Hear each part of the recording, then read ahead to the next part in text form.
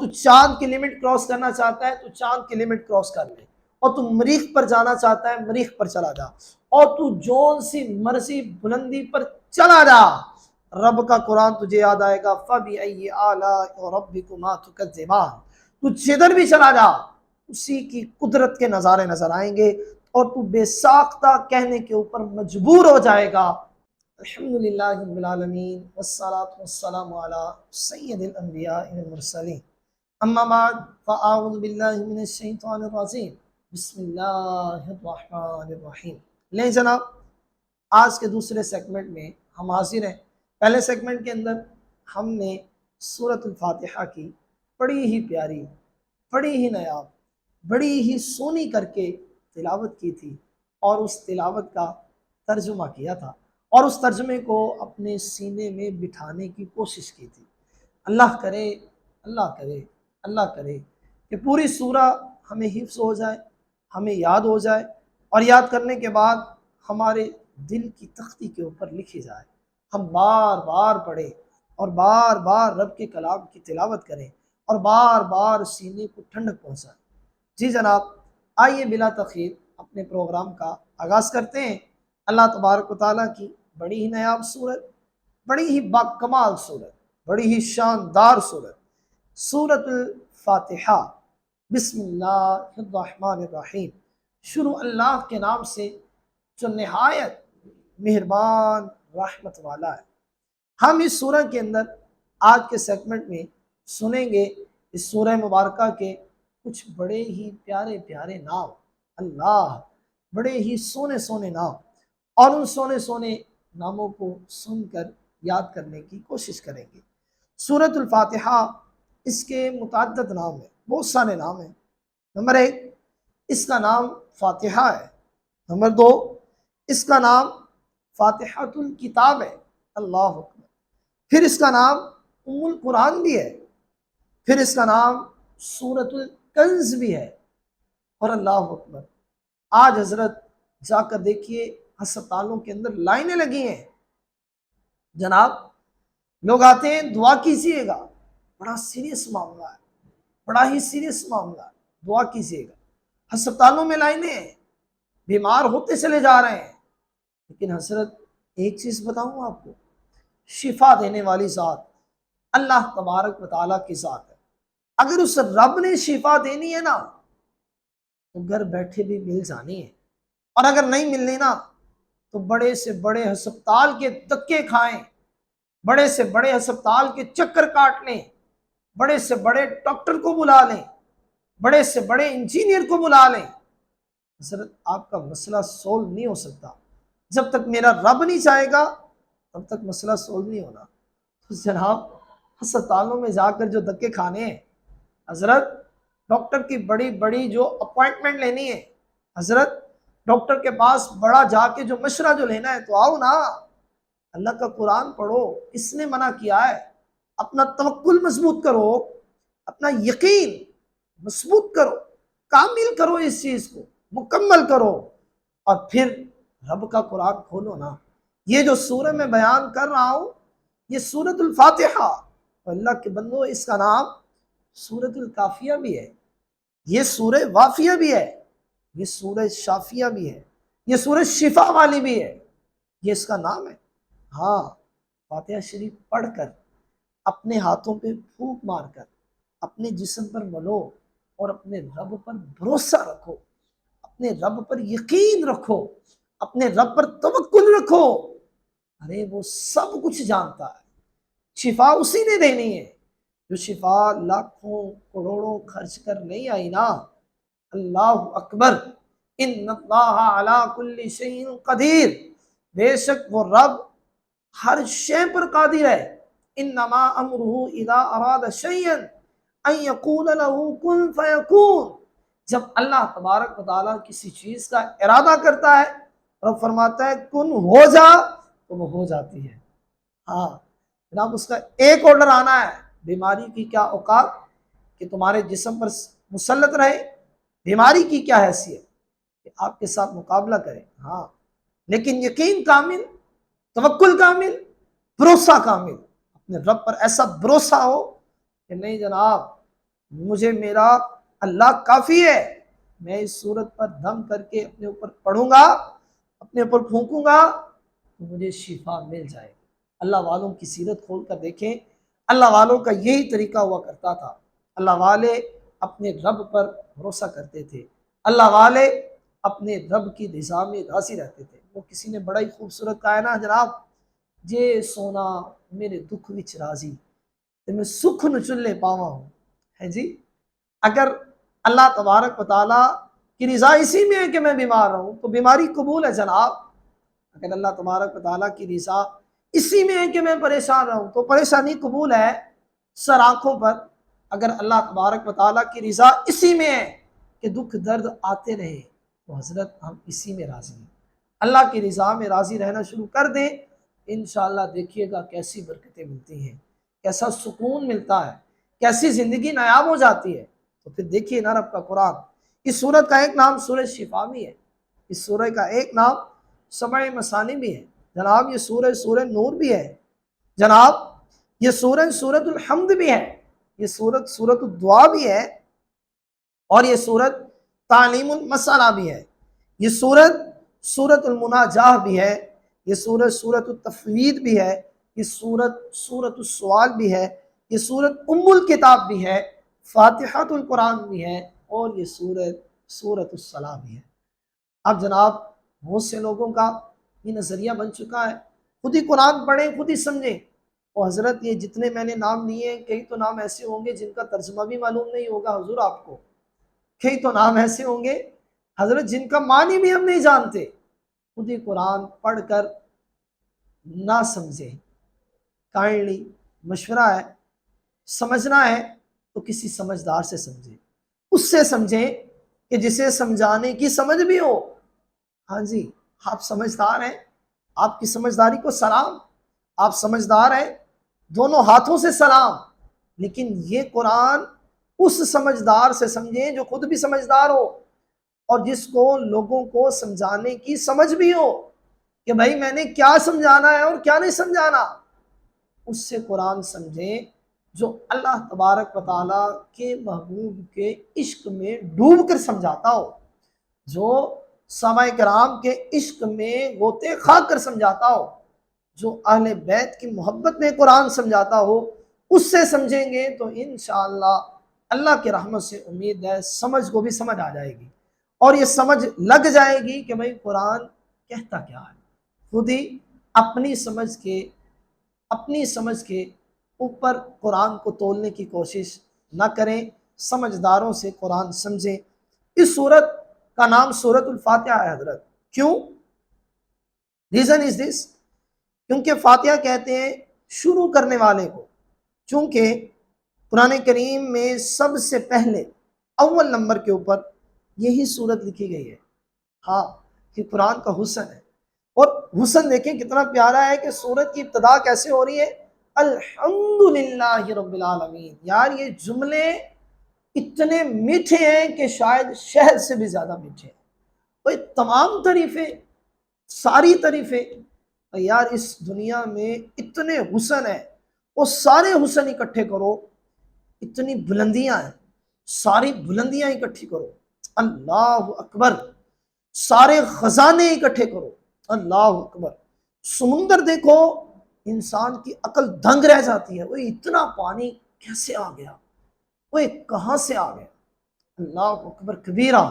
انسان حیران و پریشان رہ جاتا ہے، وہ رب کی اتنی مخلوق، اتنے جاندار، اتنے جانور، اتنے پرندے، ہوئے ہوئے اتنے کیڑے، اتنے مکوڑے، اور پھر انسان اور انسانوں میں اتنے خوبصورت، اتنے اعلیٰ اخلاق والے، اور پھر ان اعلیٰ اخلاق والوں میں ایک ہستی سب سے اولا ہو اعلیٰ ہمارا نبی، اللہ اکبر۔ گل ساری سرکار دیے تو گھوم پھر کے بعد ادھر ہی آئے گی کہ ان ساری چیزوں کو بنانے والا کوئی ہے، اور الحمدللہ ثم الحمدللہ وہ ہمارا اللہ ہے، الحمدللہ رب العالمین۔ تمام تعریفیں ہمارے خالق و مالک کے لیے جو تمام عالمین کا رب ہے۔ اور اس سورت کو سورۃ فاتحہ کہتے ہیں، شروع کی جانے والی سورت، اور اس صورت کو ہم جناب سورۃ الفاتحہ اس لیے بھی کہتے ہیں کیونکہ نمازوں میں قرات اسی صورت سے ہوتی ہے، الحمدللہ رب العالمین۔ جی ہاں، اللہ تبارک و تعالیٰ نے جو ہماری بنیادی عبادت رکھی نا، نماز جو دن میں 5 مرتبہ فرض ہے، اس بنیادی عبادت کی ابتدا رب کے نام سے، اللہ اکبر، اور اس کے بعد دیکھیے رب نے اپنی تعریف کی اور کیسی کی، اوئے ہوئے انتہا کر دی، الحمدللہ رب العالمین۔ اور تمام خوبیاں، بندے تو جدھر جانا چاہتا ہے چلا جا، وہ آسمان پر جائے گا، چاند کے اوپر جانا چاہتا ہے، سائنس پر ناز کرنے والے چاند پر چلا جا، جدھر بھی چلے جاؤ جناب، حضرت جون سے مرضی کونے میں چلے جاؤ، ایک چیز تو قوم میں نظر آئے گی نا، آخر کوئی تو ہے جو نظام میں ہستی چلا رہا ہے، وہی خدا ہے، وہی خدا ہے، میرا بھی خدا، تیرا بھی خدا، سب کا خدا وہی ایک خدا ہے جو نظام میں ہستی چلا رہا ہے۔ اور پھر بندہ جب اللہ تبارک و تعالیٰ کی ان آیت کریمہ کی تلاوت کرتا ہے نا، الحمدللہ رب العالمین الرحمن الرحیم، تو پھر بندہ پرسکون ہوتا ہے، پھر جناب تسکین ملتی ہے۔ تو اس سورہ مبارکہ میں سات آیتیں ہیں، 7 آیتیں بڑی کمال ہیں۔ اس سورہ مبارکہ میں 27 کلمے ہیں، اس سورہ مبارکہ میں 140 حرف ہیں۔ اس سورہ مبارکہ کی کوئی آیت کریمہ بھی ناسخ نہیں ہے، کوئی آیت کریمہ بھی منسوخ نہیں ہے۔ اللہ، اتنی نایاب اور باکمال سورہ مبارکہ ہے۔ اس سورہ مبارکہ کا شان نزول بڑا ہی مزیدار ہے جناب۔ یہ سورہ مبارکہ مکہ مکرمہ یا مدینہ منورہ یا دونوں میں نازل ہوئی۔ نبی کریم صلی اللہ علیہ وسلم نے حضرت خدیجہ رضی اللہ تعالی عنہا سے فرمایا، میں ایک ندا سنا کرتا ہوں جس میں اقرا کہا جاتا ہے۔ ورقہ بن نوفل کو خبر دی گئی، عرض کیا جب یہ ندا آئے آپ با اطمینان سنیں۔ اس کے بعد حضرت جبریل نے حاضر خدمت ہو کر عرض کیا، فرمائیے بسم اللہ الرحمن الرحیم الحمدللہ رب العالمین۔ ہائے ہائے ہائے، اس سے معلوم ہوتا ہے کہ نزول میں یہ پہلی صورت ہے، مگر دوسری روایات سے معلوم ہوتا ہے کہ پہلے سورہ اقرا نازل ہوئی۔ اس سورہ میں تعلیماً بندوں کی زبان میں کلام فرمایا گیا، لیکن جناب یاد رکھیے سورہ فاتحہ کی ابتدا پہلے ہوئی یا سورہ اقرا پہلے نازل ہوئی، ہمیں دونوں سے پیار ہے۔ یہ بڑا ہی نایاب جملہ ہے، اس جملے کو کائنڈلی اپنے دل و دماغ کے اندر راسخ کر لیں کہ جناب صحابی کوئی بھی ہو ہمیں ہر ایک سے پیار ہے، حضرت ولی کوئی بھی ہو ہمیں ہر ایک سے پیار ہے، نبی کوئی بھی ہو ہمیں ہر ایک سے پیار ہے، اللہ کا رسول کوئی بھی ہو ہمیں ہر ایک سے پیار ہے۔ جتنے رسول آئے ہم سب سے محبت کرتے، جتنے نبی آئے ہم سب سے محبت کرتے، لیکن امام الانبیاء خاتم الانبیاء اپنے محبوب کو مانتے ہیں، مانتے رہیں گے، جانتے ہیں اور جانتے رہیں گے۔ اس سورہ مبارکہ کی شان نزول کے بارے میں مختلف روایات ہیں، کئی کہتے ہیں مدینے میں نازل ہوئی، کچھ کہتے ہیں مکے میں نازل ہوئی۔ مدینہ بھی ہمارا ہے شہد سے بھی میٹھا سرکار کا مدینہ، کتنا ہے پیارا پیارا سرکار کا مدینہ۔ اور مکہ بھی ہمارا ہے کیونکہ مکہ میں کعبہ موجود ہے، جس کی طرف منہ کر کے ہر مسلمان اپنے الہ کو، اپنے رب کو، اپنے اللہ کو سجدہ کرتا ہے۔ اس سورہ مبارکہ کا شان نزول آپ نے سن لیا۔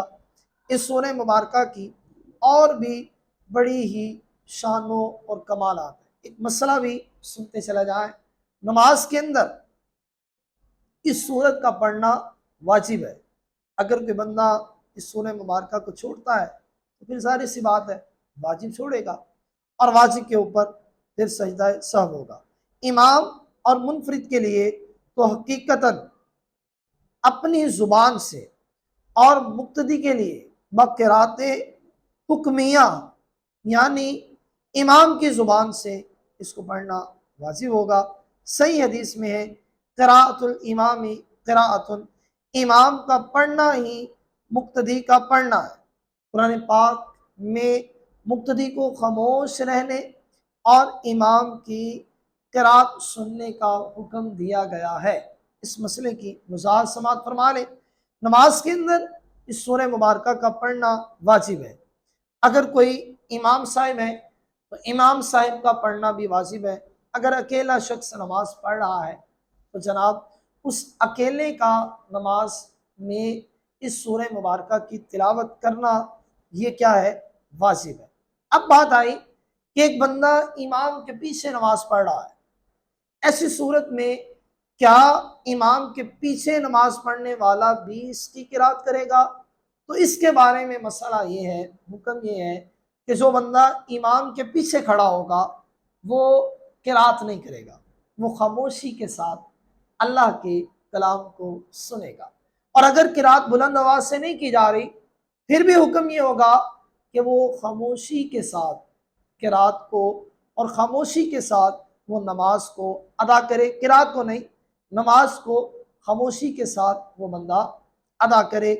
امام کے پیچھے کچھ نہیں پڑھنا، یہ مسئلہ طے ہے، امام کے پیچھے کچھ نہیں پڑھنا، کیونکہ فرمایا گیا صحیح حدیث میں ہے، ضعیف نہیں کہہ رہا میں جناب، صحیح حدیث ہے، سند ویلڈ ہے، صحیح حدیث میں ہے قراءۃ الامام قراءۃ، امام کا پڑھنا ہی مقتدی کا پڑھنا ہے۔